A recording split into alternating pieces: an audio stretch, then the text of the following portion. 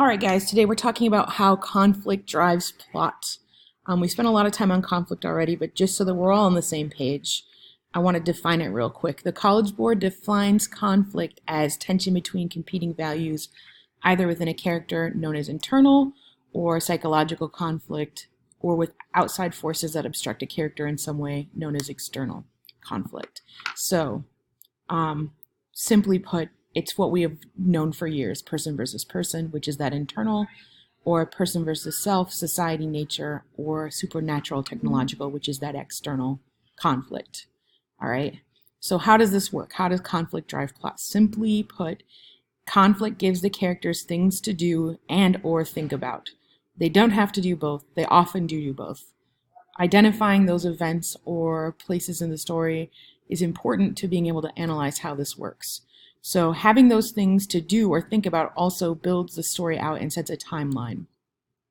So as conflicts build, as the events pile up, we've got more and more information to go on about what kind of person the character is based on how they react to conflict, about how society thinks about the character, about how setting is treating the character in terms of social norms and things like that of that nature.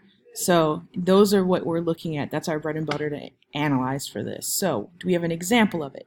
Think about Shape Up at Delilah's. We read that story a couple weeks ago. It should be fresh enough in your mind for this to work. Tiny was characterized about how she dealt with adversity of society, thinking she couldn't cut hair.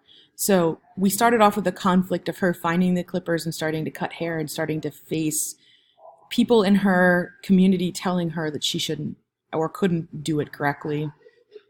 And then this conflict created many examples of interaction between her and people's society through after she started her business, all those men came in. You had the church man come in and denounce her as being evil for doing haircuts during the haircut drought. But I think the most important thing about conflict and plot for this story is it added depth to the plot twist at the end because we were focused on the main conflict and didn't see the secondary conflict coming up to bite us. So that created an interest for the reader, built tension, and was relieved in that when we were surprised by that surprise ending.